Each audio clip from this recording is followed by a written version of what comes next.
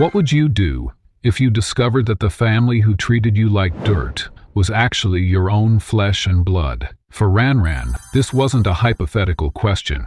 It was her life's most devastating revelation. Sold as a maid for 100,000 yen, she spent years enduring abuse while unknowingly serving her own wealthy family. The locket she kept hidden beneath her worn clothes held the key to her identity, a secret that powerful people would kill to keep buried. The truth about Renran's mother's death wasn't an accident, and the will that determined the family fortune wasn't what it seemed. If you enjoyed the video or found it helpful, a like and a subscribe would mean the world to me. It really helps the channel grow and keeps you in the loop for all the latest content. 100,000 yen, fanned out on the weathered wooden table, each note crisp and organized in neat stacks. The dim light of the single bulb hanging from the ceiling cast long shadows across the cramped room as Ran's stepfather counted the money for the third time, his yellowed fingernails flicking through each bill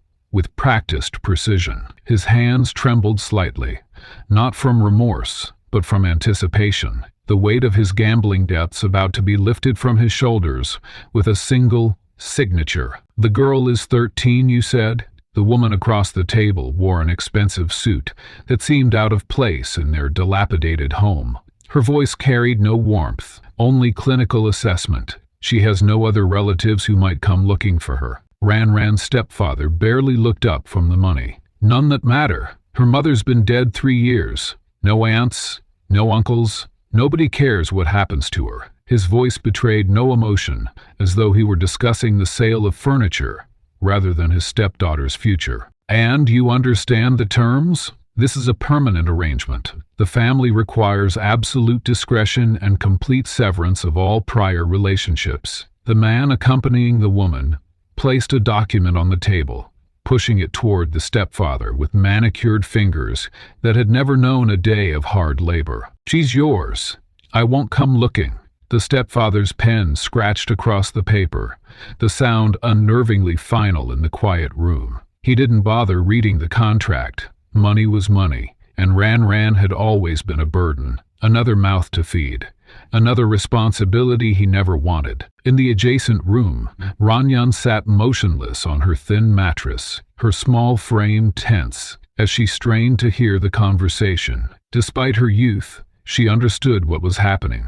The visitors had arrived in a black car that gleamed like polished obsidian against the dusty backdrop of their neighborhood.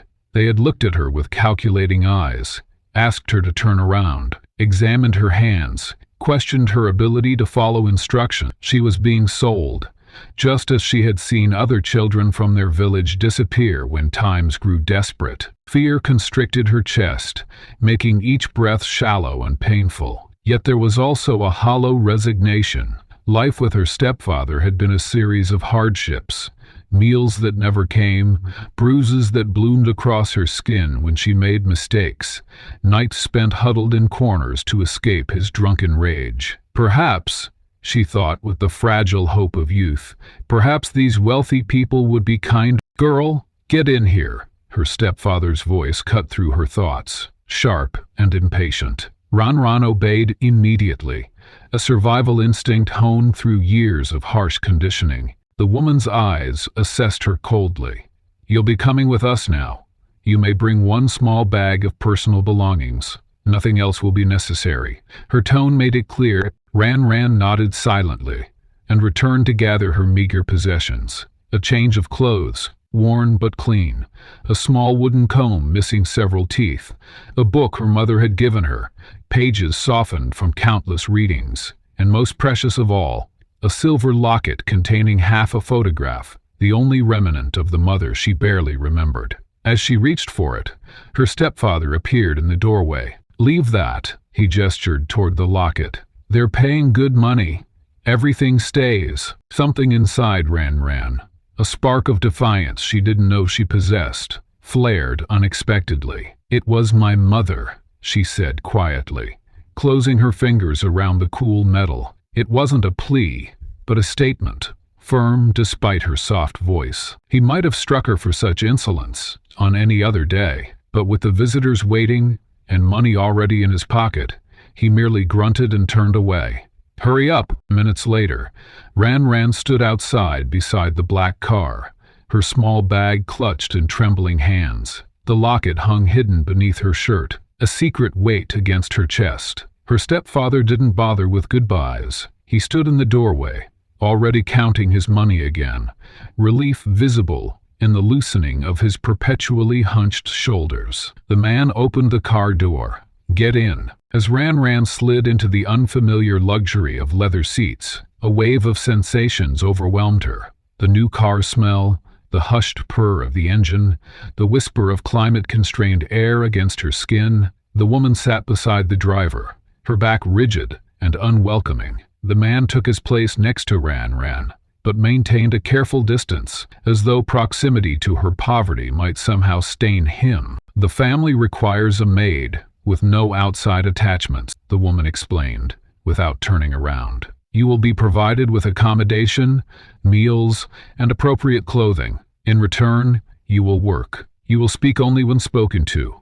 You will obey without question. Is this understood?" "Yes, ma'am," Ran whispered, her fingers instinctively finding the outline of the locket beneath her shirt. As the car began to move, Ran turned to look back at the only home she had known. The small, dilapidated house seemed to shrink in the distance, her stepfather already gone inside, the door closed. No one stood to wave goodbye. No one marked her departure as significant. It struck her then, the profound indifference with which her childhood had been concluded, her personhood reduced to a monetary value. Through the window, she watched as familiar landmarks receded. The crooked tree, where she had sometimes hidden to escape her stepfather's temper. The community well, where women gathered to share gossip and warnings. The small shrine, where she had sometimes left wildflowers, praying for her mother's spirit to find peace. Each passing moment carried her further from everything known, toward an uncertain future that both terrified and beckoned. The transition from poverty to wealth was not marked by a gradual change, but by a stark dividing line. As they left her neighborhood behind, the landscape transformed. Shabby buildings giving way to manicured streets, modest homes replaced by towering estates protected by ornate gates and walls. Through it all, Ran sat perfectly still, her face a mask of careful neutrality that belied the storm of emotions within. But none of them realized, not the cold representatives, not her callous stepfather, not even Ran herself, was that this transaction was far more significant than the simple acquisition of a servant. Had they known the true identities involved, had they understood the complex web of family secrets about to unravel, perhaps they would have approached this moment with the gravity it deserved. For in her features, carefully hidden beneath years of neglect and privation, lay the unmistakable resemblance to another face, one that graced the portraits hanging in the mansion toward which they now traveled. The silver locket, pressed against her chest, contained not just a fragment of a photograph, but a key to her identity, a truth that would shatter the foundations of deception built over years of careful manipulation. The car climbed steadily upward along a winding road, carrying Ran toward a massive estate that appeared on the horizon like a mirage. The mansion stood imposing against the sky, windows glinting in the late afternoon sun, countless rooms concealing countless secrets. And somewhere within those walls waited an elderly man who had no idea that the servant girl being delivered to his household was, in fact, his own flesh and blood. The granddaughter he had been told died years ago alongside his estranged daughter. Generations of architectural decisions had turned the mansion into more than a residence. It was a physical embodiment of family hierarchy, power, and carefully preserved secrets. As Ran crossed the threshold of the massive front doors, she felt a peculiar sensation wash over her. The marble foyer stretched before her, cool and imposing, its polished surface reflecting the crystal chandelier that hung overhead like a frozen waterfall of light. Something in the air, a scent perhaps, or the quality of silence, triggered a response deep within her that wasn't quite memory,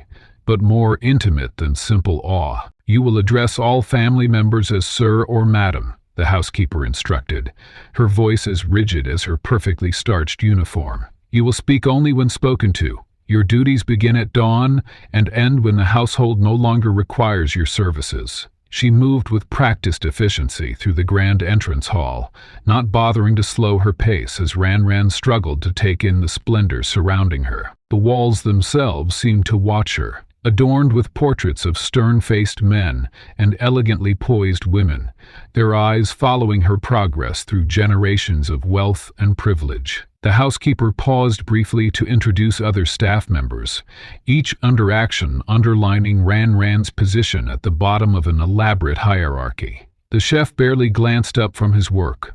The groundskeeper offered a curt nod. The senior maids assessed her with cool, evaluating stares. The East Wing is your primary responsibility, the housekeeper continued, stopping before an ornate door with a heavy brass lock. She produced a key from the ring at her waist. You will dust, sweep, and polish. These rooms are maintained, even though they are seldom used. Her eyes narrowed as she turned the key. Certain doors within remain locked at all times. You are never to attempt entry, regardless of circumstances. The East Wing stood in stark contrast to the lively western portions of the house. Furniture draped in white cloths resembled ghost-like sentinels. Windows remained shuttered, allowing only thin blades of light to cut through the darkness. As they progressed deeper, Ran felt the weight of something unseen pressing against her, a heaviness in the air that spoke of things long undisturbed. It was then that she saw it, a large portrait partially obscured by velvet draping. Unlike the other paintings, displayed prominently throughout the mansion, this one seemed intentionally concealed, yet not completely hidden. Curiosity drew her closer when the housekeeper stepped away to demonstrate the proper technique for cleaning the antique vases. The portrait displayed a family grouping, formal and stiff as such paintings often were. But what caught Ran's attention was the unusual composition. On the right side, where another figure should have been, there was only blank canvas, not simply unfinished, but deliberately altered, the edges of the excision still visible upon close inspection, as if someone had been methodically removed from the family's visual history. "Girl," the housekeeper's sharp voice startled her. "That is not your concern. Return here at once." As she stepped away, Ran's gaze caught on another portrait hung nearby, a woman with a gentle expression that contrasted with the severity of the other family representations. Something about her eyes, the tilt of her head, struck Ran with such intensity that she nearly gasped. The resemblance to the woman in her locket was unmistakable, though this woman wore the finery of wealth rather than the simple clothes Ran remembered her mother wearing. "You will meet the master now," the housekeeper announced, ending Ran's contemplation. "Remember your place and speak only when asked a direct question." The patriarch's study was a testament to power. Walls lined with leather-bound books, a massive desk of polished mahogany, and windows that commanded a view of the sprawling estate grounds. The elderly man himself seemed an extension of this environment, his posture rigid despite his advanced years, his eyes sharp beneath heavy brows. He did not stand when they entered, merely lifting his gaze from the documents before him. "This is the new girl," the housekeeper announced.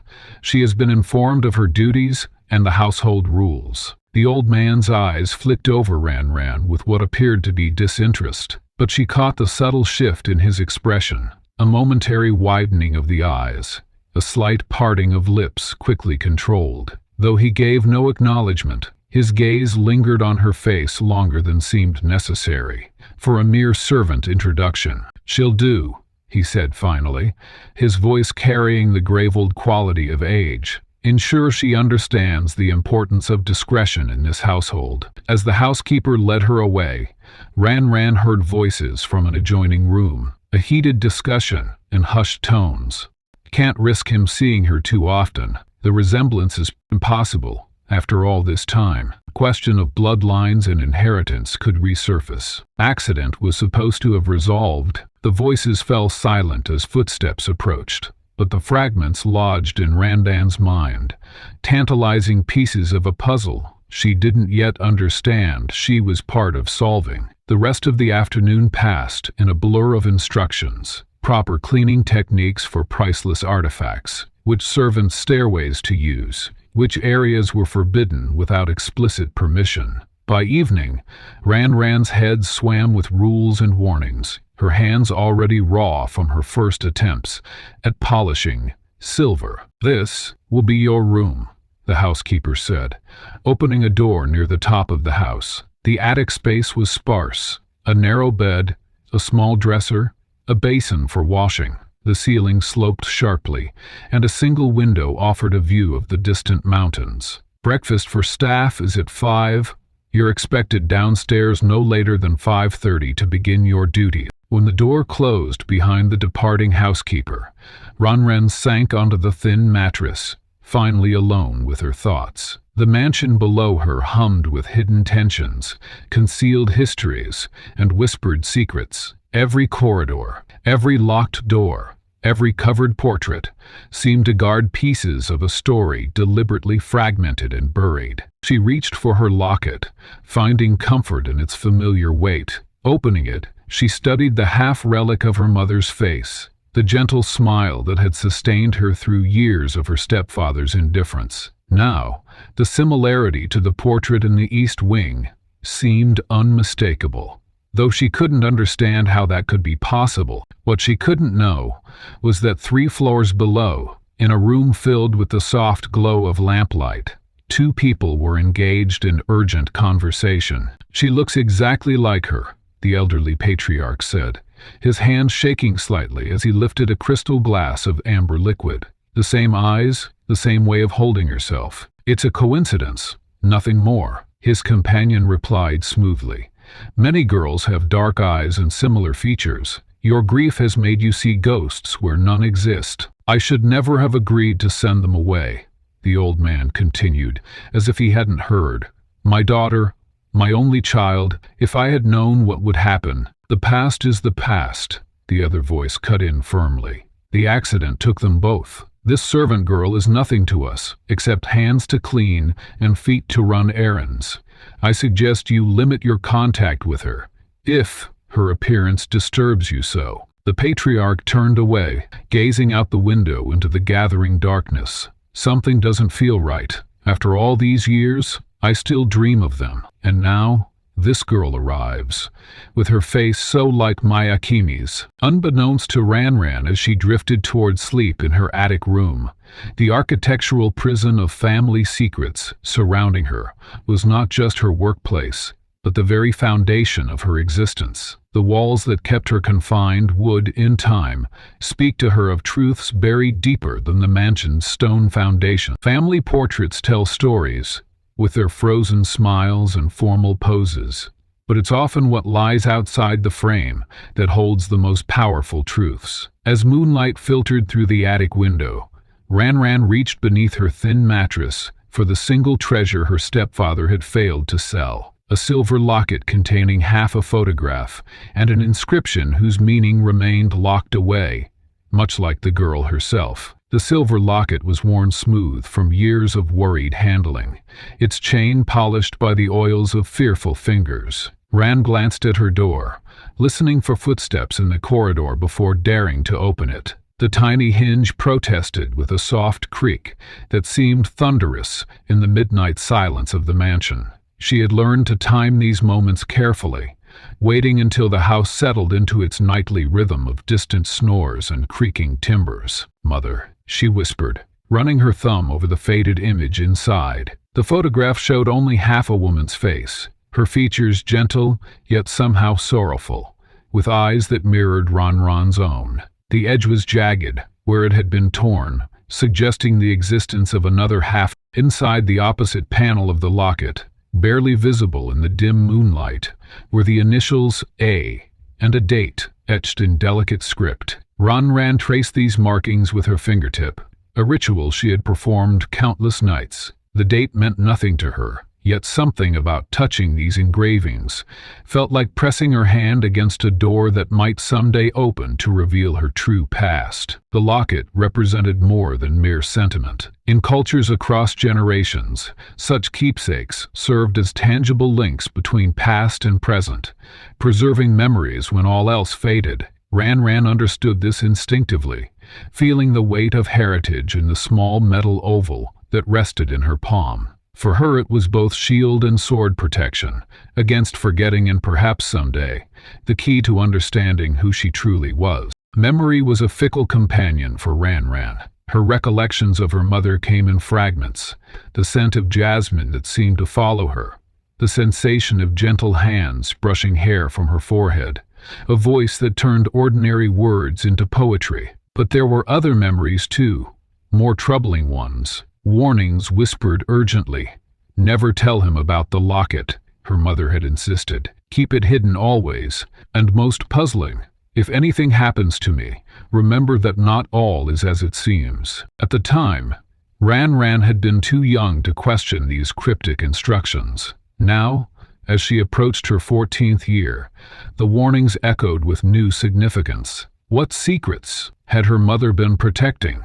And from whom? The resemblance between the woman in her locket and the mysterious portrait in the East Wing had struck Ran immediately, sending electricity through her veins. The same eyes, the same gentle curve of jaw, the same slight tilt of the head. It couldn't be coincidence, yet any connection seemed impossible. How could her mother, who had lived in poverty with Ran and her stepfather, have any association with this mansion of wealth and power? Ran carefully extracted the photograph, turning it to catch the moonlight at different angles. In the absence of modern documentation or family records, such images had historically served as crucial proof of identity and relationships. A century ago, photographs were not casual snapshots, but carefully preserved treasures, often the only visual evidence of a person's existence and connections. The torn edge of this particular image suggested intention. Someone had deliberately separated what should remain whole. The sound of floorboards creaking in the hallway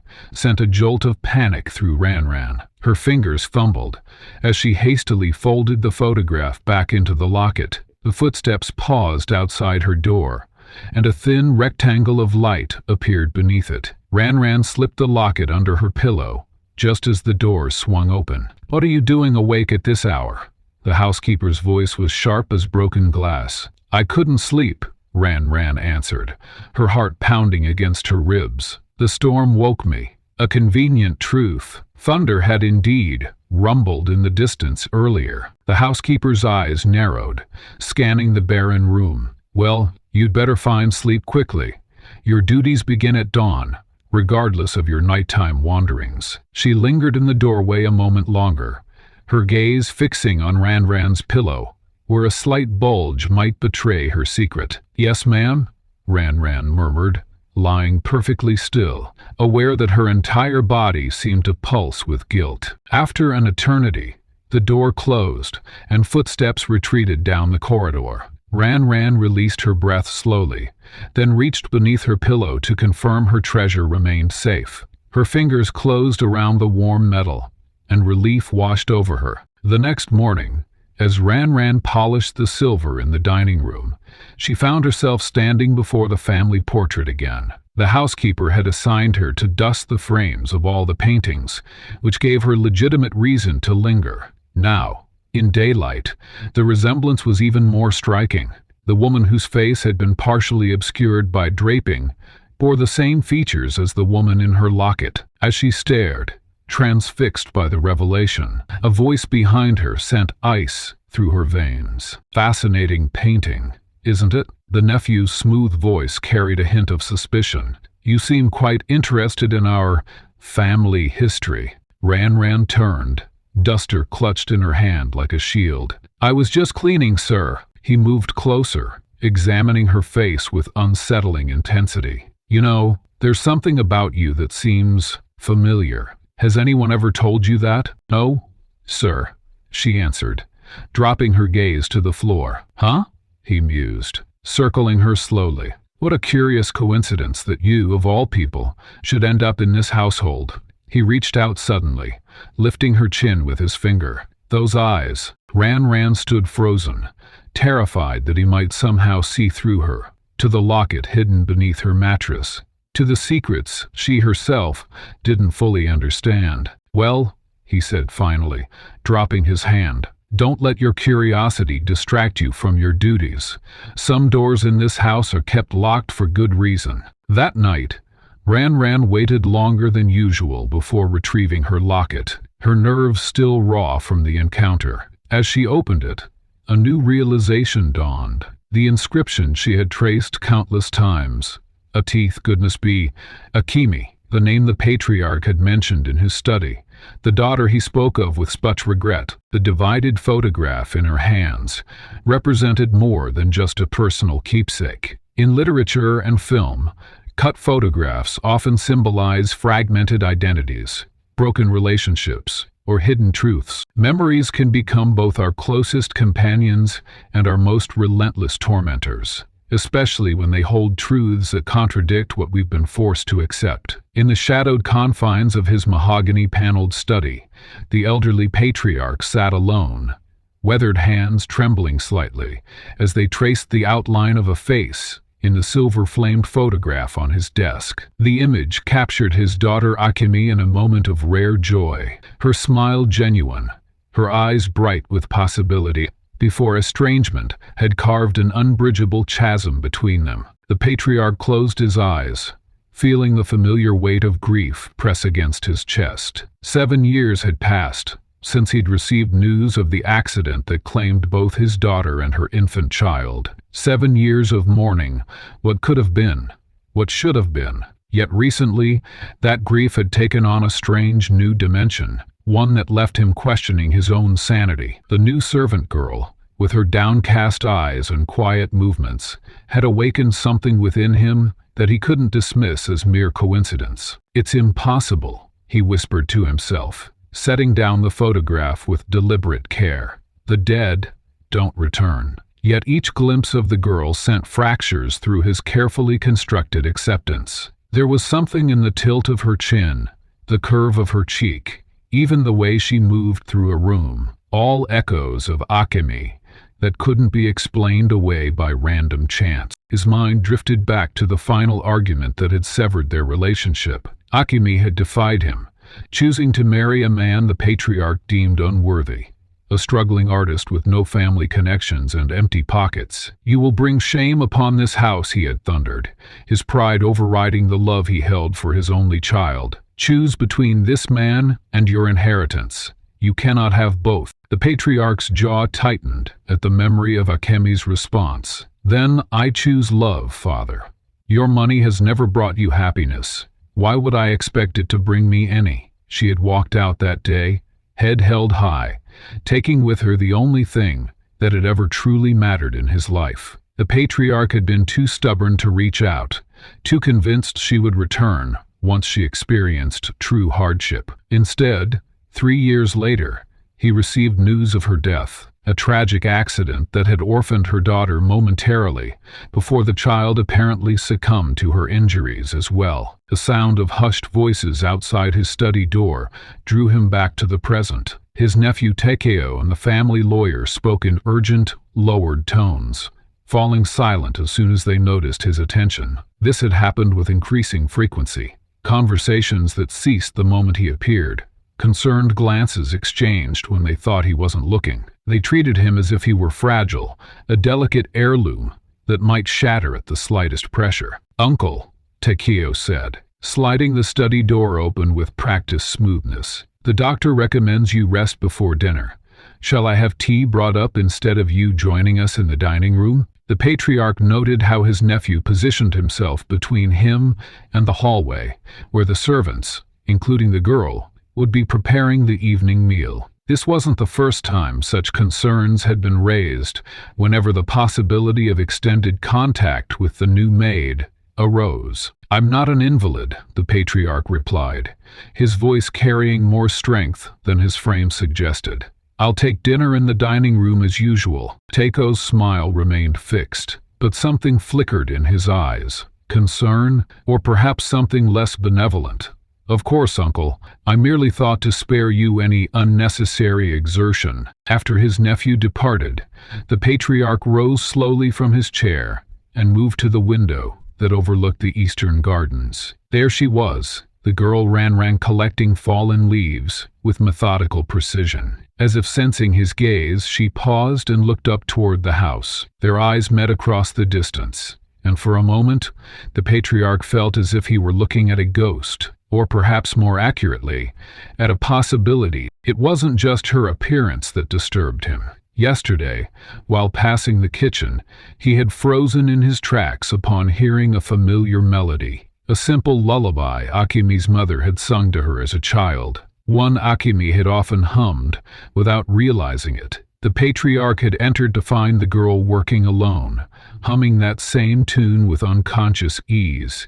As she polished silver, when questioned about the song, she had looked startled, claiming she didn't remember where she'd learned it. "It's just always been in my head," she'd said, before the housekeeper interrupted to scold her for speaking directly to the master of the house. The patriarch moved to his desk and unlocked the bottom drawer with a small key he kept on his person at all times. Inside lay a folder containing the official reports of his daughter's accident, police documents, medical examiner's findings, witness statements. For years, he had avoided reopening this wound, accepting what he'd been told by the investigators and by Takeo, who had handled the arrangements while the patriarch was consumed by grief. Now, with newly awakened suspicion guiding his hand, he spread the documents across his desk and began reading with careful attention. Inconsistencies he had previously overlooked now seemed glaring. The witness statements contained contradictions about the location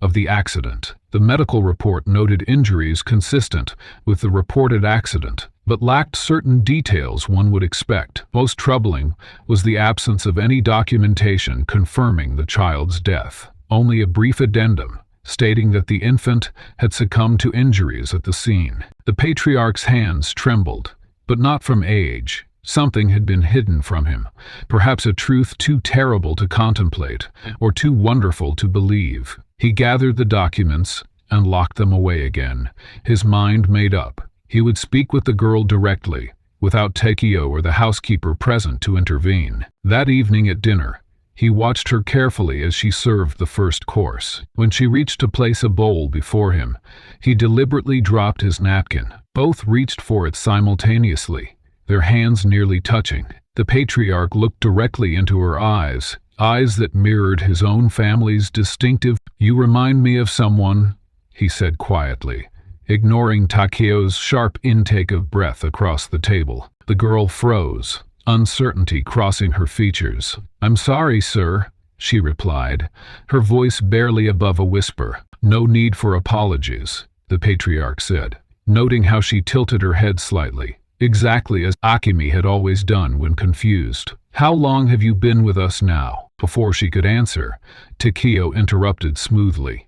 "Uncle, I've been meaning to discuss the new investment opportunity I mentioned earlier. Perhaps the girl could bring the portfolio to your study after dinner?" The patriarch noticed the warning glance his nephew shot toward Ranran, a look that carried unmistakable threat beneath its surface. The girl lowered her eyes immediately and stepped back, retreating into the servant's role that kept her safely invisible. "Yes," the patriarch agreed, his gaze never leaving his nephew's face. "I think that would be an excellent opportunity for a private conversation." Later that night, watching from his window as his nephew made a series of urgent phone calls in the garden, well away from any potential eavesdroppers, the patriarch made his decision. Tomorrow, he would speak with the girl alone. Tomorrow he would discover if the impossible had somehow occurred, if fate had delivered his granddaughter back to him through the most unlikely of circumstances. Some secrets leave trails that even the most powerful cannot fully erase. As dawn approached,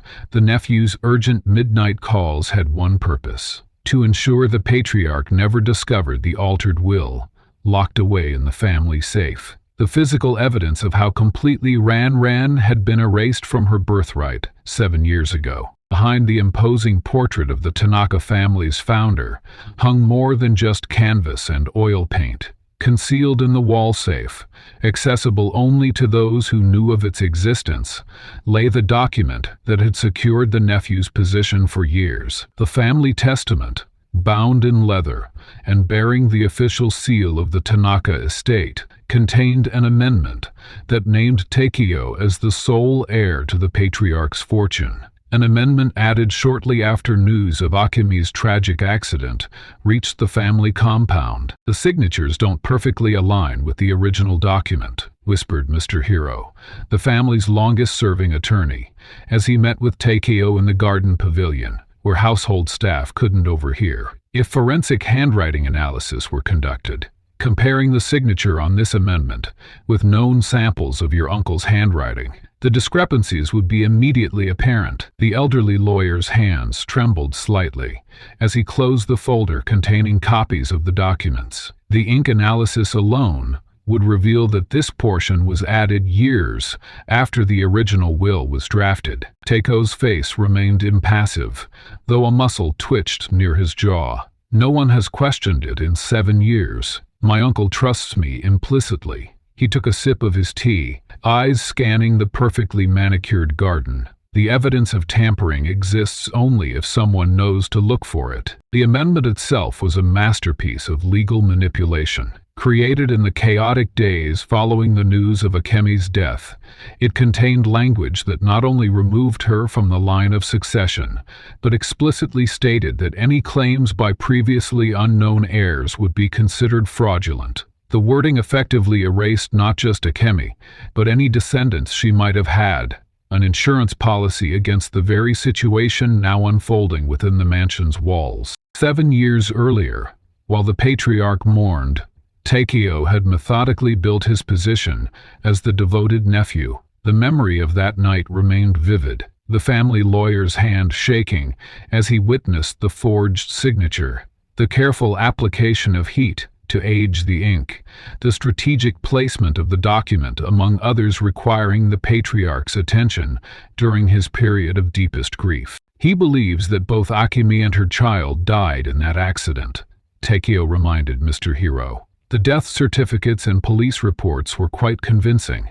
Nobody questioned why there was no mention of remains for the child. His voice carried an edge of pride at the thoroughness of his deception. Falsified reports that stated Akemi's body had been recovered, but her child's had been lost in the raging waters of the flood. What the patriarch didn't know was that while he grieved the loss of both his daughter and grandchild, the infant had been quietly placed with a man willing to claim her as his stepdaughter in exchange for regular payments. Payments that continued until financial pressure and greed led to the girl's sale back to her rightful family, though as a servant rather than an heir. As Takeo and Mr. Hiro concluded their meeting, inside the mansion, Ranran was dusting the library shelves when she discovered a folder that had slipped behind a row of books. Opening it revealed newspaper clippings about a tragic accident 7 years prior. A vehicle swept away in sudden flooding, claiming the lives of a woman and reportedly her young child. The dates aligned perfectly with Ranran's earliest fragmented memories, being carried through rushing water, a woman's terrified voice, then waking in a strange house with the man she would come to know as her stepfather. She tucked the clipping into her pocket just as footsteps approached. The knowledge weighed on her as she continued her duties, unaware that elsewhere in the house, the patriarch was making a rare request. "I'd like to review my will," he informed his personal secretary. "Recent events have prompted me to reconsider certain provisions." The secretary's eyes widened slightly before he composed his features and nodded, promising to arrange for the documents to be retrieved from the safe. Word of the patriarch's request spread through the household like fire through dry timber. Within an hour, Takeo was informed by one of the maids loyal to him, her whispered message causing him to abruptly cancel his afternoon appointments. The carefully constructed edifice of lies that had supported his position for 7 years now threatened to collapse under the weight of the patriarch's renewed interest in family documents. Documents that would not withstand close scrutiny by their creators. cannot be allowed near those papers," Takeo instructed Mr. Hiro over a hastily arranged call. "Claim they require special handling. Suggest they be reviewed at the downtown office instead. Whatever you must do to delay this by at least a week." The pressure of maintaining the deception was beginning to show in Takeo's usually collected demeanor. That evening, he snapped at household staff without provocation and consumed 3 glasses of whiskey before dinner, watching Ran with increasingly hostile glances as she served the meal. "The girl is becoming a distraction to my uncle," he told the housekeeper afterward. "He's been asking questions about her background, her family. From tomorrow, she is to be reassigned to the West Wing only.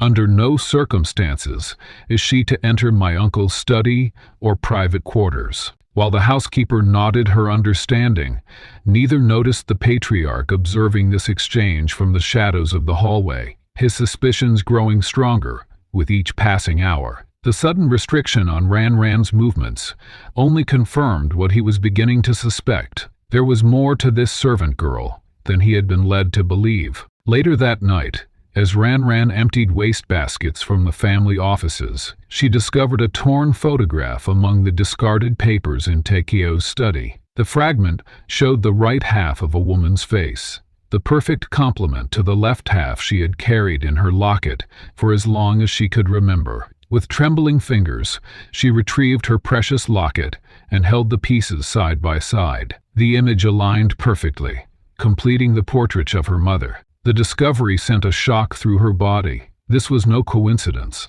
The photograph, in Takeo's trash, wasn't just similar to her locket's image. It was the other half of the very same photograph. Someone in this house had deliberately torn her mother's picture in two, keeping half and sending the other half away with her. The implications were staggering. Meanwhile, the patriarch sat alone in his study, reviewing copies of old correspondence he had kept hidden from his nephew. Letters from Akemi during her early marriage, before their estrangement deepened, mentioned her joy at becoming a mother. One letter specifically referenced a silver locket, a family heirloom he had given to Akemi on her 16th birthday, which she planned to share with her daughter. Jurisdictions across the country, the laws regarding missing heirs contain provisions for those who return after being presumed dead, he murmured to himself, recalling a conversation with his former attorney years ago. A declaration of death can be reversed. When the heir reappears, his fingers traced the edge of a legal reference book on his shelf, understanding now why Takeo had been so insistent that he update his will to explicitly exclude any previously unknown heirs who might come forward. The locket's weight against Ran's chest felt heavier as she scrubbed the mansion's marble floors. The repetitive motion of pushing the brush back and forth had become a meditation of sorts, allowing her mind to drift through the fragments of truth she'd been collecting. So absorbed was she in her thoughts that she didn't notice the shadow that fell across the wet floor until it was directly upon her. "You look so much like your mother before I arranged her accident." Takeo's voice sliced through the silence, casual yet cutting. Ran's hand froze mid-scrub. She kept her head bowed, afraid that looking up would reveal too much. Had she misheard? The words hung in the air between them, a confession wrapped in cruel taunting. "You don't understand what I'm saying, do you?" Takeo continued, circling her kneeling form like a predator. "That's the beauty of speaking to someone who believes they're nothing. You become invisible, just part of the furniture. People say things around you they'd never say in front of an equal." He knelt down beside her, grabbing her chin and forcing her face toward his. His breath reeked of whiskey, though it was barely past noon. "Those eyes," he whispered. "Every time I see them, I'm reminded of what I had to do." Akemi never knew when to stop pushing. Ran's pulse quickened. The name, Harkatan, spoken so casually by the man who had just implied responsibility for her death. She struggled to maintain a blank expression, understanding that her survival depended on Takeo believing she remained ignorant. "Your mother thought she could threaten me," he continued, releasing her chin with a dismissive flick. She was going to come back here with her precious child and reclaim her place. After I'd spent years positioning myself as the dutiful nephew, the rightful heir. He laughed bitterly. Did you know your grandfather adored her? His precious daughter could do no wrong until she married that penniless artist. The floor beneath Ranran's hands blurred as unbidden tears threatened. She blinked them back, focusing instead on the cold calculation in Takeo's voice. This wasn't a momentary cruelty, but the culmination of years of resentment and orchestrated violence. When I heard she planned to reconcile with her father, I knew I had to act, Takeo continued, seemingly energized by his own confession. Arranging the accident was simple enough. The right weather conditions, a compromised vehicle, a remote location. The only complication was you. He prodded her shoulder roughly. The child who wouldn't die. Ranran's breath caught. Each word painted a horrific picture of calculated murder. Her mother's murder and her own intended death. The realization that her entire life had been shaped by this man's greed crashed over her like a wave. Fortunately, money solves most problems, Takeo said, standing again and straightening his expensive jacket. The man who pulled you from the water was easily convinced that raising you as his own, for a price, was preferable to turning you over to authorities. Your stepfather was never related to you at all. The revelation struck Ranran like a physical blow. The man who had sold her, who had treated her with indifference and occasional cruelty throughout her childhood, had been part of this conspiracy from the beginning. She hadn't just been sold once. She'd been traded as a commodity twice. He played his part well enough, keeping you isolated, giving you no reason to question your identity, Takeo continued, until his gambling debts grew too large for my payments to cover. Selling you back to the family you never knew you belonged to was ironically the perfect solution. Who would suspect? Around them, the household continued its daily rhythm. But Ranran had begun to notice how certain staff members averted their eyes when passing, how conversations stopped when she entered rooms. She realized now that Takeo's network of complicity extended throughout the mansion. The stern housekeeper who monitored her movements, the chauffeur who had transported her here, even certain visiting lawyers who treated her with particular disdain. All were part of an ecosystem of deception built to protect Takeo's claim to the family fortune. You're wondering why I'm telling you this,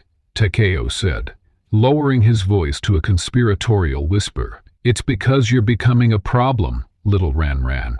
I've seen you lingering near certain rooms, asking questions, examining photographs. Your grandfather has noticed you too.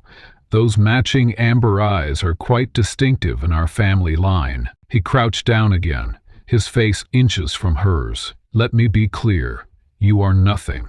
You will never be anything. If you breathe a word of your suspicions to anyone, I'll ensure you disappear more permanently than your mother did. There are many accidents that can befall a servant girl, and no one would question it. The threat hung in the air, but beneath her fear, Ranran felt something else solidifying, a righteous anger that burned through her confusion. This man had orchestrated her mother's death, consigned her to years of neglect, with a man who saw her only as a source of income, and now threatened her life directly. The pieces of her fragmented past were aligning into a pattern too clear to ignore. You'll be confined to your room when not working, Takeo instructed, rising to his feet. The household staff has been informed that you've been caught stealing, and your movements will be restricted accordingly. His smile was cold and confident. It's remarkable how isolation can make a person question their own perception of reality.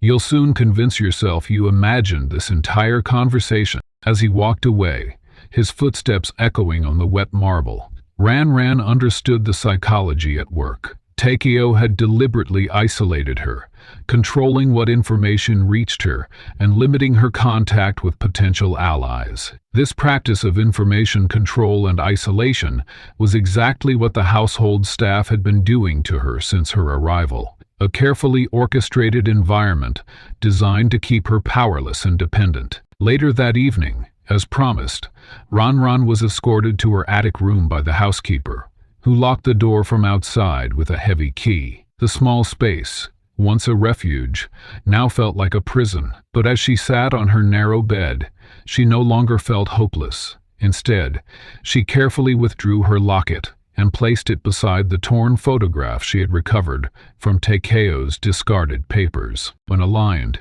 they formed a complete image: her mother, younger and happier than in her memories, holding an infant with unmistakable amber eyes. The same eyes that had caught the patriarch's attention. The same eyes that had triggered Takeo's growing anxiety. Ran traced the completed image with a trembling finger. She had been right to hold on to this fragment of truth all these years, despite not understanding its significance. Now she understood why her mother had warned her to keep the locket hidden. It wasn't just a sentimental keepsake, but evidence of her true identity and rightful place in this family. The psychological impact of discovering such profound betrayal should have crushed her spirit. Instead, Ran felt a quiet resolve forming. The shock and disbelief were there, certainly, along with the profound emotional distress that comes with learning one's entire life has been built on lies.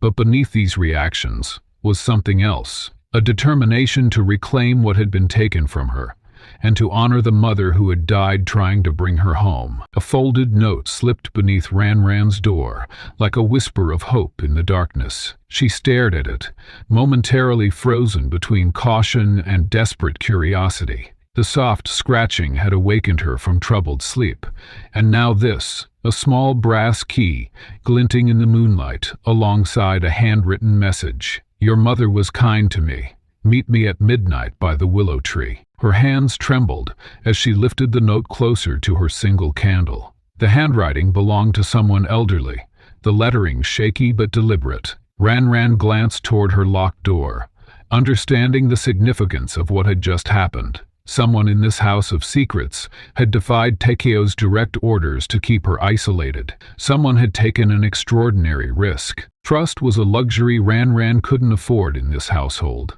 This could be an elaborate trap set by Takeo to test her obedience, or worse, to create a pretext for more severe punishment. Yet something about the note's simplicity rang with authenticity. The writer had mentioned her mother specifically, not as bait, but as credentials, a shared connection that Takeo would have no reason to fabricate. For several long minutes, Ran weighed her options: stay safely confined and continue piecing together fragments of truth on her own, or risk everything on the promise of answers that might finally complete the puzzle of her past. The key felt impossibly heavy in her palm, a physical manifestation of the choice before her. "What would you have done, Mother?" she whispered to the torn photograph, now restored to its whole state, with the matching half she'd discovered. Those amber eyes, so like her own. Decision made. Ran waited until the mansion fell silent. The grandfather clock in the main hall chimed 11, then half past. With each passing minute, her heart pounded more fiercely against her ribs. At 11:45, she inserted the brass key into her door lock and held her breath as it turned with surprising ease. The corridor stretched before her like the ribcage of some sleeping beast. She navigated by memory and moonlight, avoiding the boards that creaked and staying close to the walls where the shadows were deepest. The servants' staircase led her to a rarely used side entrance, and from there, the gardens awaited. The ancient willow tree stood sentinel at the far edge of the property, its weeping branches creating a natural curtain against prying eyes. As Ran approached, she detected movement beneath its canopy.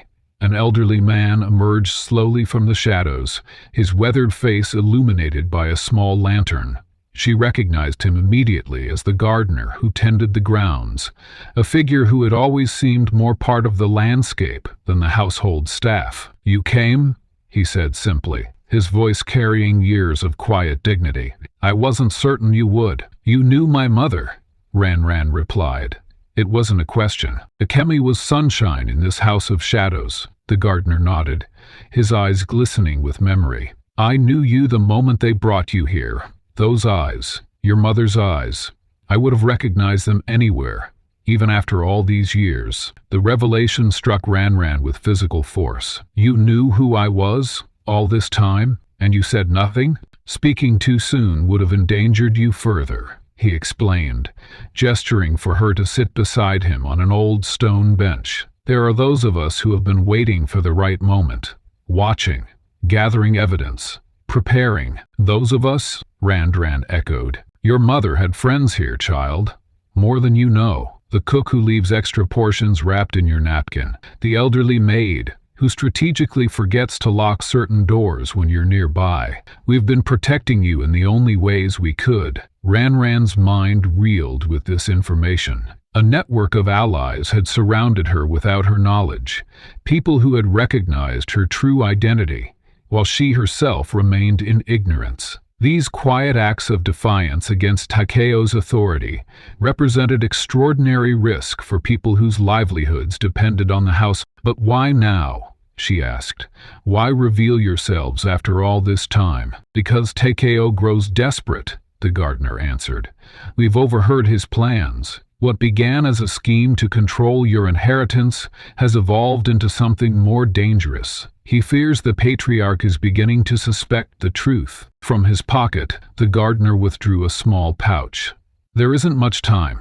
Take this. It's the key to your mother's bedroom in the East Wing. Takeo ordered it sealed after her departure, but the patriarch couldn't bear to have her things removed. Everything remains exactly as she left it. Ranran accepted the key with trembling fingers. The locked room I've been forbidden to enter, the very same. Inside, you'll find what you need, evidence of your birthright and your mother's final thoughts. But you must go tonight. Tomorrow may be too late, with detailed instructions about which corridors to take and how to avoid the night guard's routine patrols. Ranran bid farewell to the gardener and made her way back toward the mansion. Her mind buzzed with new awareness of the silent allies who had been watching over her all along. The key to her mother's room felt warm against her palm as she navigated the East Wing. With each step closer to the forbidden door, memories stirred within her, not fully formed, but persistent, like echoes from another life. Had she been here before, in her mother's arms? Did some part of her soul recognize this path? The lock yielded with a soft click that seemed to reverberate through time.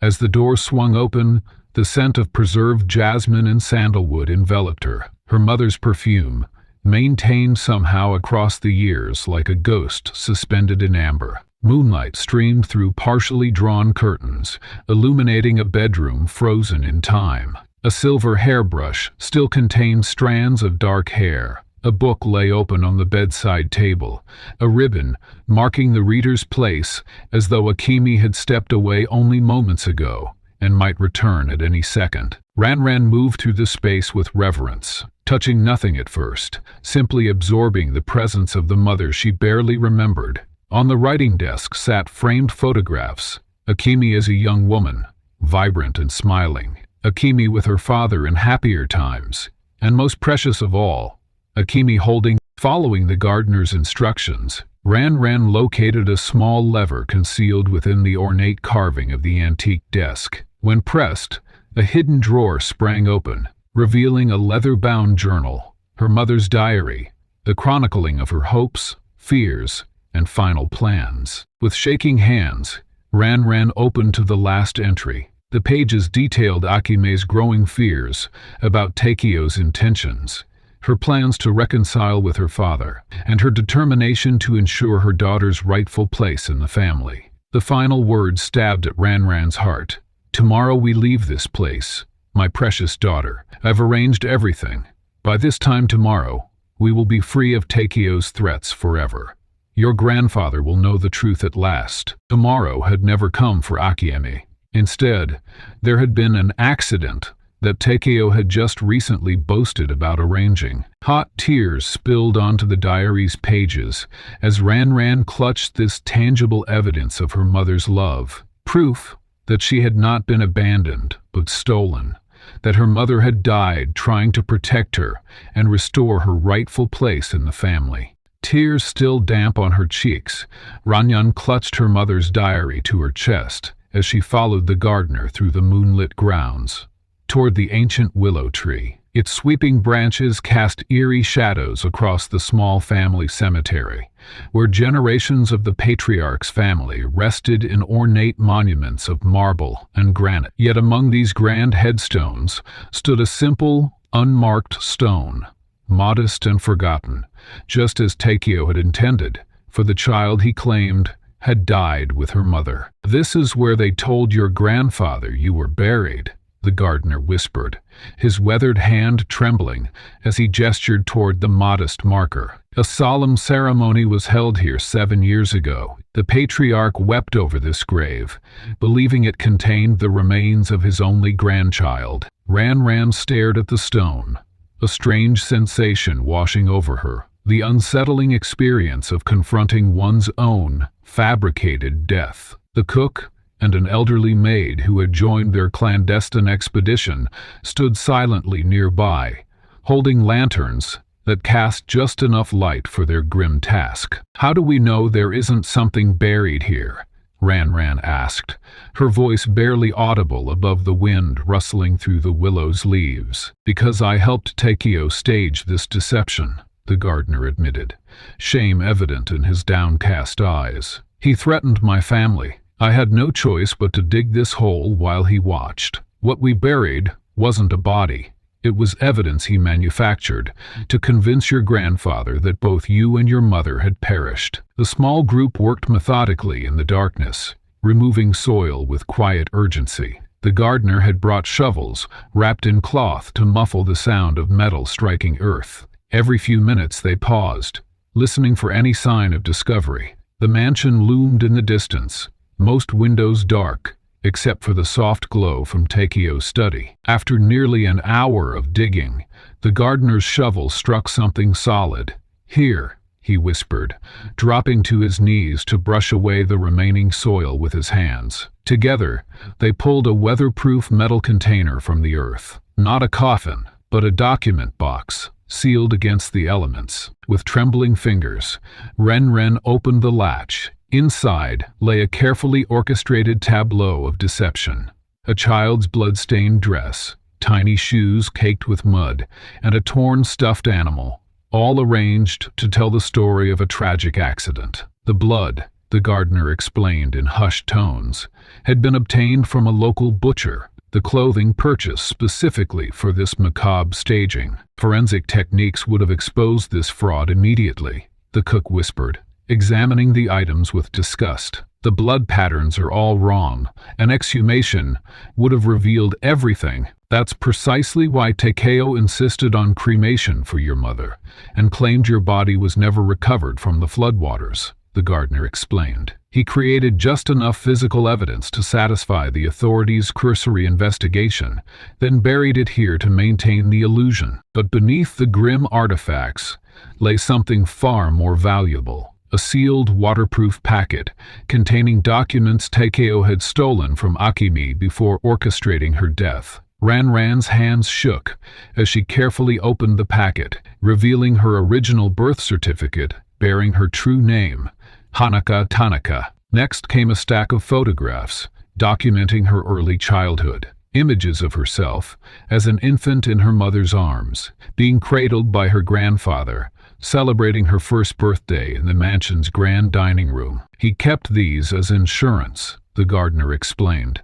"If anyone ever questioned his story, he could destroy them. But he was too calculating to discard potential leverage." Among the documents, Ran discovered handwritten letters exchanged between her mother and grandfather, evidence of attempted reconciliation that Takeo had intercepted. In the final letter, dated just days before her death, Akemi had written of her plans to return home with her daughter, expressing hope that the patriarch would welcome them both back into the family. "Your grandfather never received this," the elderly maid said softly. "Had he known Akemi wanted to return, everything would have been different." As Ran examined the documents by lantern light, she found official hospital records of her birth, family photographs showing the distinctive amber eyes shared across generations, and most damning of all, the original will, predating the amended version,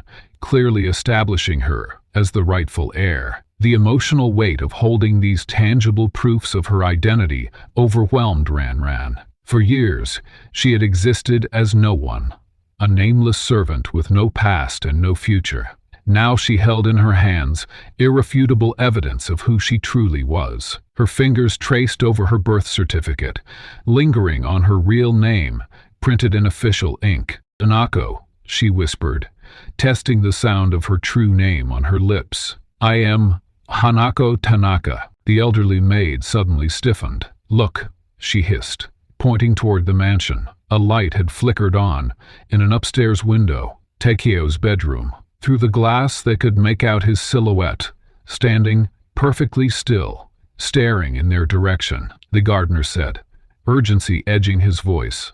"We must hurry." As they frantically gathered the evidence, a beam of light swept across the cemetery.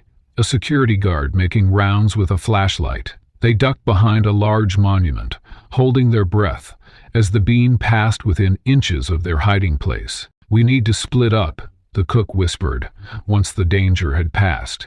"If we're all caught together, everything is lost." They divided the documents between them, the gardener taking the original will, the cook carrying the photographs, and the elderly maid securing the letters and birth certificate. Ran kept only one photograph, an image of herself as an infant with both her mother and grandfather, and tucked it into her locket alongside the fragment she had cherished for years. As they prepared to leave, the gardener pointed to the false grave. "What about this?" he asked. "Should we refill it?" Ran shook her head, a new determination hardening her features. "No. Let the empty grave stand as evidence of Takeo's deception. Let my grandfather see what his nephew has done." They separated at the edge of the gardens, each taking a different path back to the mansion. Ran moved silently through the shadows, clutching her mother's diary and the evidence of her true identity. As she reached the service entrance, she glanced back toward the main house, in time to see lights coming on in room after room, like a wave of illumination spreading through the darkness. Through the study windows, she could see Takeo pacing frantically, phone pressed to his ear, gesturing wildly as he spoke. Whatever his desperate plan might be, Ran now possessed something he could never take away again: the truth of who she was. The truth of identity is written not just in documents, but in our very skin. As Ran approached the study doors, her heart pounded with each step toward the man who had mourned at her empty grave. Sometimes the most powerful proof of who we are isn't what we carry in our hands, but what we've carried since birth. With the weight of her true name resonating in her mind, Ran pushed open the heavy oak doors of the patriarch's study without knocking. The abruptness of her entrance startled the elderly man, who looked up from his desk with widened eyes. For a moment, neither spoke, the silence heavy with 7 years of separation and lies. "Who gave you permission to enter?" the patriarch finally asked, his voice more confused than angry. Ran stood her ground, her chin lifted with newfound confidence. In one hand, she clutched her mother's diary. In the other, the silver locket that had been her sole connection to her past. "No one," she answered, her voice steady despite her racing heart. "But I believe I have the right to be here, grandfather." The word hung in the air between them, charged with emotion. The patriarch's face drained of color as his gaze fixed on the locket dangling from her fingers, the twin to one he'd kept locked away for years. "What did you say?" he whispered, rising slowly from his chair, papers scattering forgotten across the polished desk. "My name is Hanako Tanaka," Ran declared, moving closer. "I am the daughter of Akemi Tanaka. I've come home." The patriarch gripped the edge of his desk for support, his knuckles white with tension. Behind Ran, footsteps thundered down the hallway as Takeo rushed toward the study, alerted by a servant to the unexpected confrontation. "What is the meaning of this?" Takeo demanded as he burst into the room, his carefully cultivated composure cracking at the sight before him. This servant girl should be confined to her quarters. She's been stealing. Be quiet, the patriarch commanded, his eyes never leaving Ranran's face. Let her speak. With trembling hands, Ranran opened the locket, revealing the half-photograph she'd protected for so long. This is my mother, she said, laying it on the desk. And this, she placed beside it, the torn fragment she'd discovered among Takio's things. Is the other half? The two pieces aligned perfectly, revealing the complete image of Akemi holding an infant with unmistakable amber eyes. Eyes that matched those now watching the patriarch with a mixture of hope and fear. Impossible, Takio hissed, his face contorting with anger. Uncle, surely you don't believe this ridiculous charade. She's obviously an imposter, coached by someone who wishes to exploit your grief. The patriarch paid no attention to his nephew's protests. With hands that shook not from age but from emotion, he unlocked a drawer in his desk and withdrew a small wooden box. From within it, he removed a locket, identical to Ranran's, the maid he had commissioned years ago for his daughter and granddaughter. I gave one to Akemi when Hanako was born, he murmured, more to himself than to those watching. They were meant to be passed down through generations. Ranran stepped forward, placing her mother's diary on the desk. She wrote to you, she said softly. Days before the accident, she wanted to come home, to introduce you to your granddaughter. As the patriarch began to flip through the pages of his daughter's final thoughts, Takio moved swiftly toward Ranran, his voice lowered to a threatening whisper. You've overplayed your hand, little thief. No one will believe you without proof. We found the grave, Ranran countered, loud enough for her grandfather to hear. The empty grave, with the staged evidence of a child who never died. The color drained from Takio's face as the patriarch looked up sharply. What grave? What is she talking about? The confrontation grew more heated as several staff members, including the gardener and cook who had helped Ranran, appeared in the doorway, bearing the documents they had recovered. The metal container from the false grave was placed on the desk, undeniable evidence of the elaborate deception. This is absurd, Takeo sputtered, desperation edging into his voice. Anyone could have fabricated these documents. This girl is obviously an opportunist who resembles Akime by mere coincidence. The patriarch had fallen silent, methodically examining each piece of evidence. The birth certificate, the photos documenting Hanako's early months, the final letter from his daughter. His hands trembled as he traced the familiar handwriting of the daughter he had lost twice. First, through his own stubbornness, then through treachery. Look at her eyes, Uncle, Takeo insisted, trying a new approach. Amber eyes are not uncommon in Japan. A coincidence of genetics proves nothing. The patriarch stood suddenly, his eyes alight with purpose. Without speaking, he rolled up the sleeve of his right arm, revealing a distinctive mark on his inner forearm. A birthmark, in the shape of a crescent moon, the skin slightly raised and darker than the surrounding area. In our family, he said, his voice growing stronger. This mark has appeared in every third generation for 2 centuries. My grandfather had it. I have it. He turned to Ranran.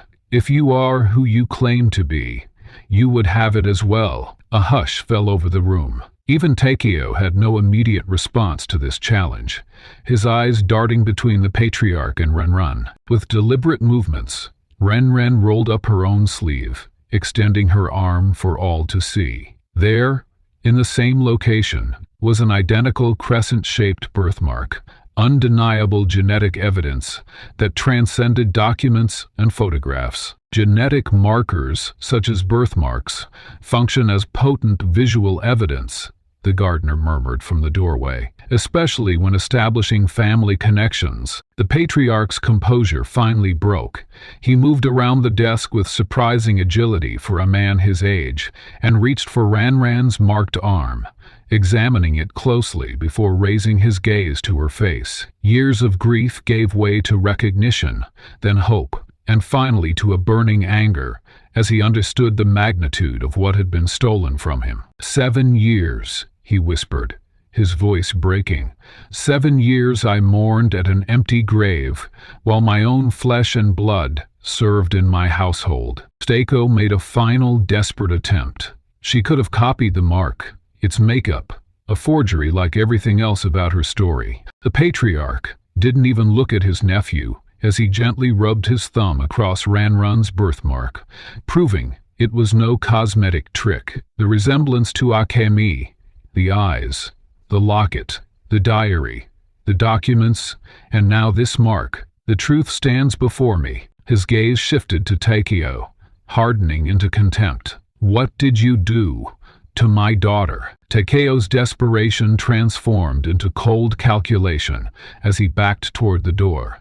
You're making a terrible mistake, he warned. This girl will destroy everything you've built, the patriarch responded, placing a protective arm around Ranran's shoulders. You did that the moment you arranged my daughter's accident. As Takeo turned to flee, he found his path blocked by the household staff, who had gathered in the doorway, their faces set with resolve, born from years of silent witnessing. In that moment of confrontation, Ranran felt a strange calm settle over her. She was no longer a servant girl with a mysterious past, or even Ranran the souled stepdaughter.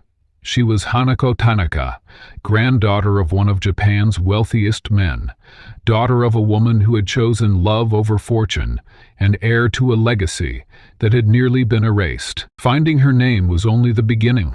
Uncovering the full conspiracy would require peeling back 7 years of meticulously crafted lies. As police officers entered the study with handcuffs glinting in the afternoon light, Takeo's carefully constructed world began to crumble like a house built on sand. The officers moved with practiced efficiency, reciting charges that echoed through the room like a final judgment. Murder, fraud, identity theft, conspiracy. Takeo's face, once a mask of aristocratic superiority, twisted with rage as the cold metal closed around his wrists. This is absurd.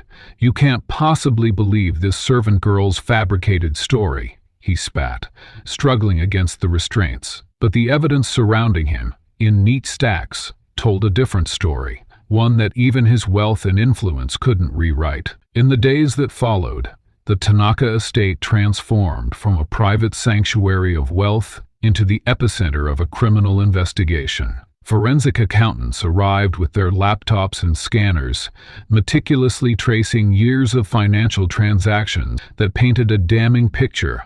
They uncovered offshore accounts bulging with diverted inheritance funds, money that had been systematically siphoned from Hanako's rightful assets for years in preparation for the moment when Takeo would claim the entire fortune. Financial fraud of this complexity requires considerable planning, explained the lead investigator to Hanako and her grandfather as they sat in what was once Takeo's office. We've identified transactions dating back 8 years before your mother's death, showing Takeo was already preparing contingencies for removing both of you from the picture. The investigator slid forward a document, showing a complex web of shell companies, each designed to obscure the movement of funds that would eventually finance the staged accident. Digital evidence proved particularly damning.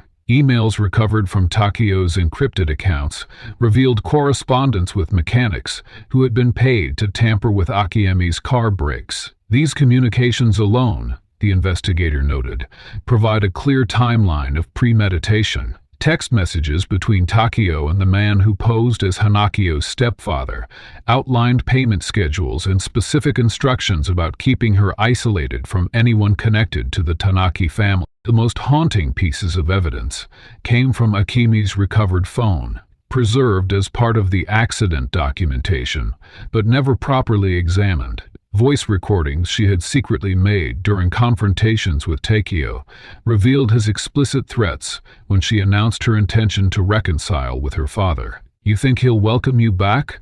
Takeo's voice sneered from the device. By the time I'm finished, there will be nothing left of you for him to recognize. For Hanako, each revelation felt like another piece of her mother returning to her.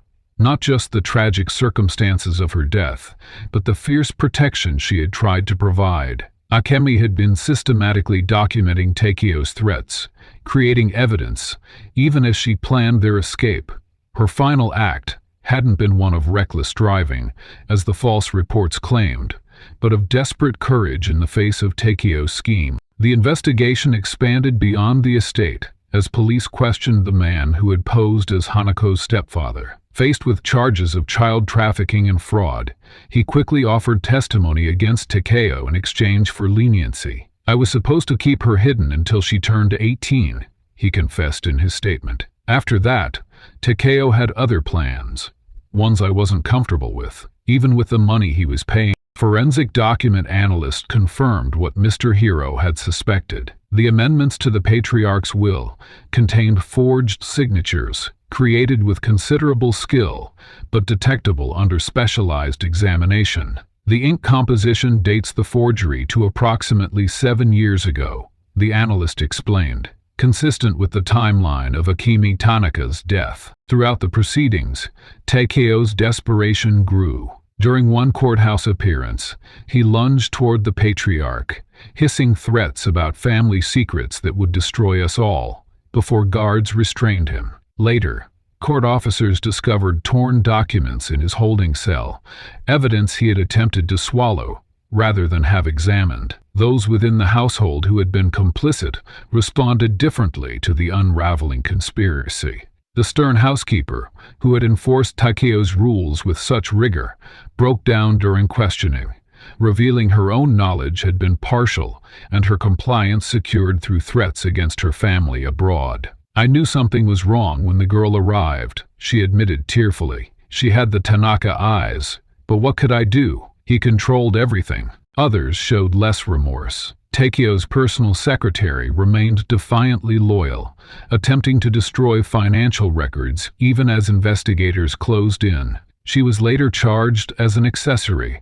having helped coordinate the complex network of payments that sustained the deception. For Hanako, justice wasn't merely about punishment, but restoration. Working with legal experts specializing in identity theft and inheritance fraud, she navigated the complex process of legally reclaiming her identity. "In cases like these," her attorney explained, "we must follow specific legal procedures to invalidate fraudulent documents and establish your rightful claim to both your name and your inheritance." The patriarch, energized by purpose after years of grief, supervised these proceedings with renewed vigor. "My granddaughter was stolen twice," he told the family attorney.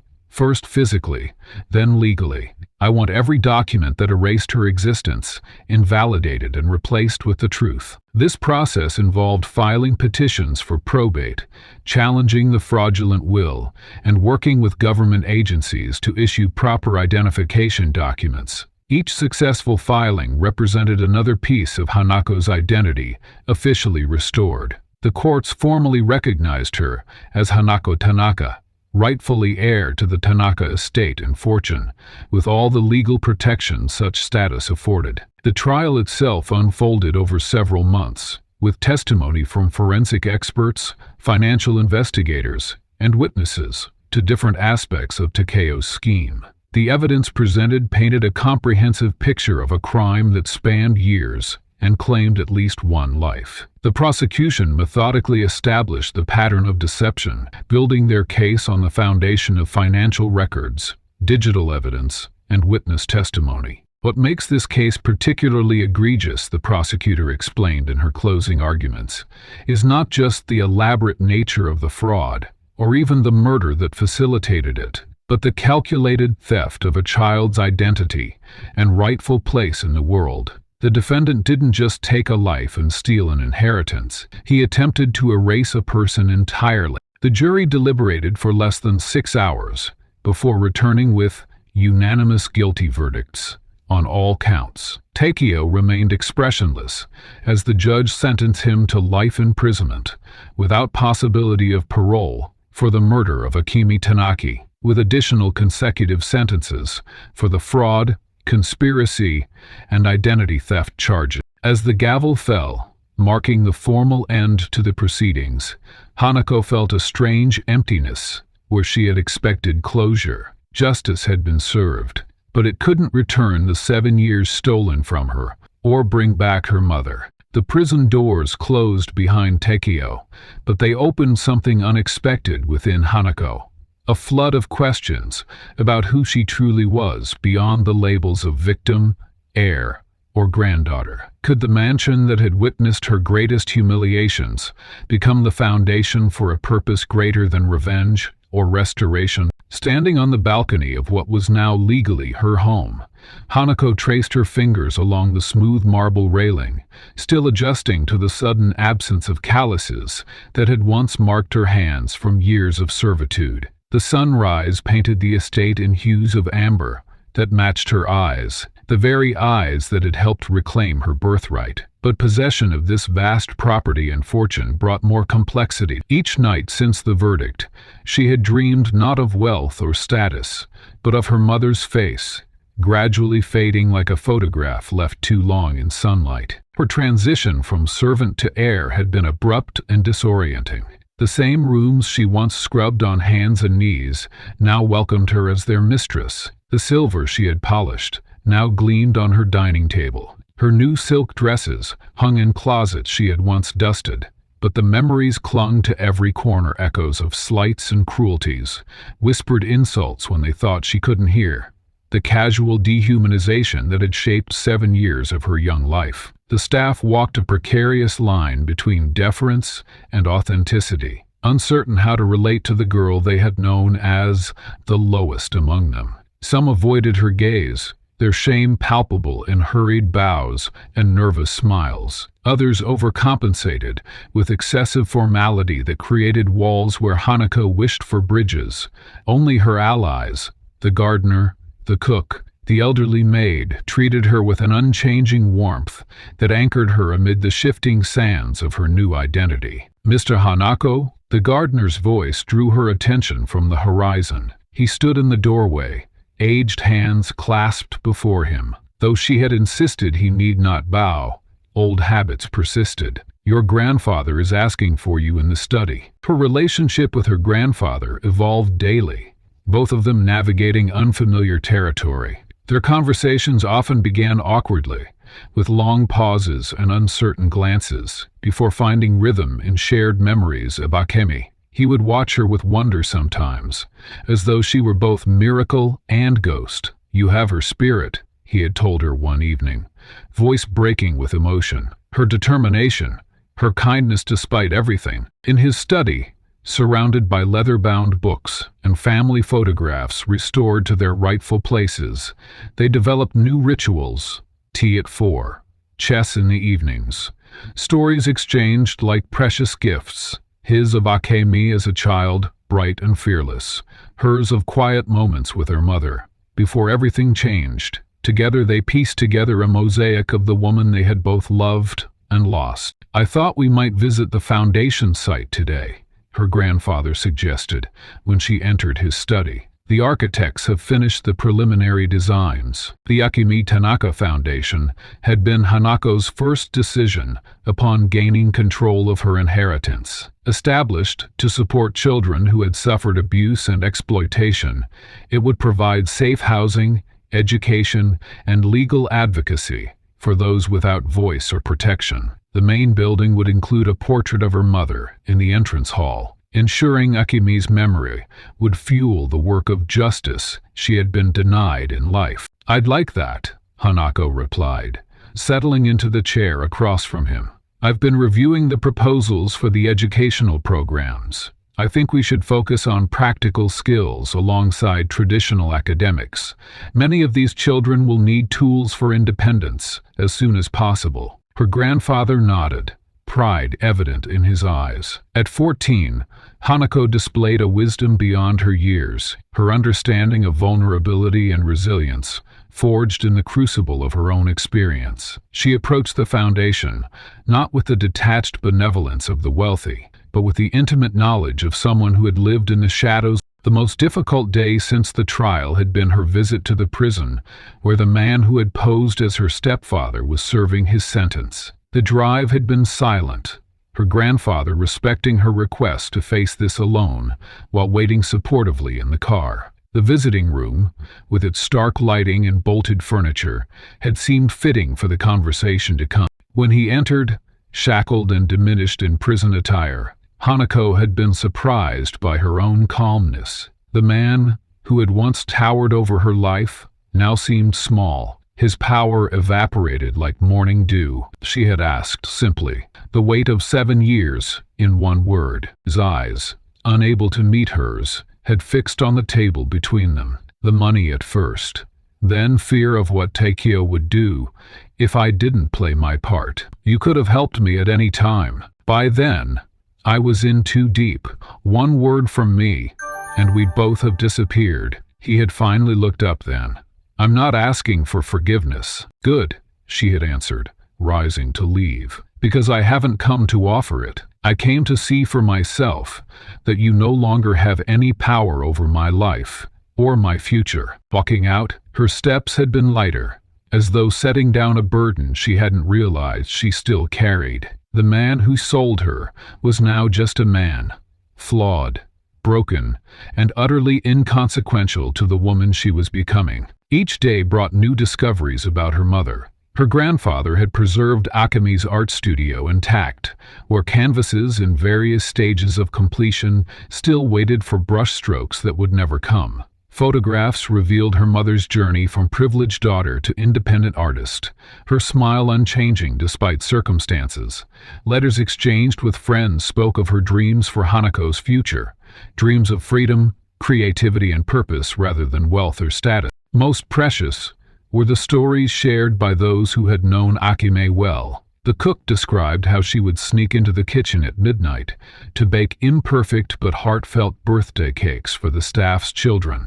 The gardener recalled her defense of a young maid, wrongly accused of theft, standing firm against injustice, regardless of social standing. The elderly housekeeper, who had known Akemi since infancy, shared tales of her childhood mischief and teenage rebellion, painting a full portrait of an extraordinary woman who had lived by her principles until the end. "Mom, I finally found you," Hanako whispered one evening, surrounded by these artifacts of a life cut short. For the first time, she felt she truly knew the woman whose features she shared, beyond the idealized memory of a child's grief. The months following the trial transformed the mansion itself. Rooms long sealed were open to sunlight and fresh air. The East Wing, once a mausoleum to grief, became Hanako's favorite retreat, filled with art and music. With her grandfather's support, Hanako enrolled in proper schooling, quickly demonstrating the sharp intelligence that had survived years of educational neglect. Though initially uncomfortable with the attention her story attracted, she gradually recognized that her visibility offered protection to others still trapped in situations like her. As the sun rises over the Tanaka estate, casting golden light across grounds that once held secrets as dark as midnight, we witness the final chapter of an extraordinary tale. Ranran's journey underscores the enduring power of truth and identity, even when obscured by deception and abuse. Her quest for belonging became more than personal vindication. It transformed into something profound. The story reminds us that justice can emerge from trauma, as Ranran channeled her painful experiences into a force for good. Through her transformation from victim to agent of change, we see the potential for individuals to find purpose in suffering.